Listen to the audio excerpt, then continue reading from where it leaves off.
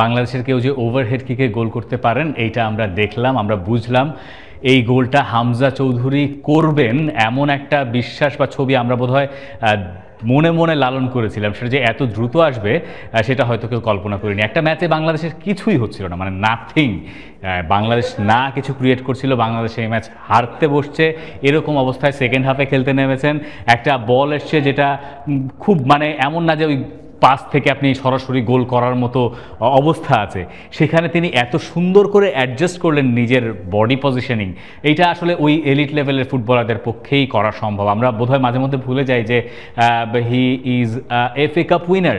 একজন FA cup winner একটা certain quality meet করতে হয়, নাহলে ওই পর্যায়ে আসলে কেউ যাইতে পারে না।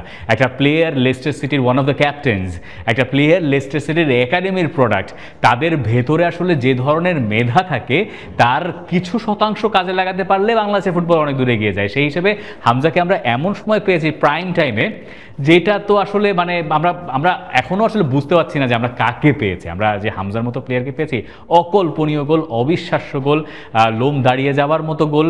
এরকম গোল বাংলাদেশের মাঠে কে কবে দেখেছেন আমি জানি না। আমি বয়সে হয়তো অনেকের চেয়ে অনেক তরুণ হব, আবার অনেকের চেয়ে অনেক বুড়ো হব, কিন্তু আমি এরকম গোল আমার চোখের সামনে আসলে কখনোই দেখি নাই। এটা একটা অদ্ভুত অদ্ভুত সুন্দর গোল হয়েছে, এবং এই মুহূর্তটা যেহেতু পুরো গ্যালারি বাংলাদেশের সমর্থকের আছে, এই মুহূর্তটা লোকে বহুদিন মনে রাখবেন। একটা প্রশ্ন যে আসলে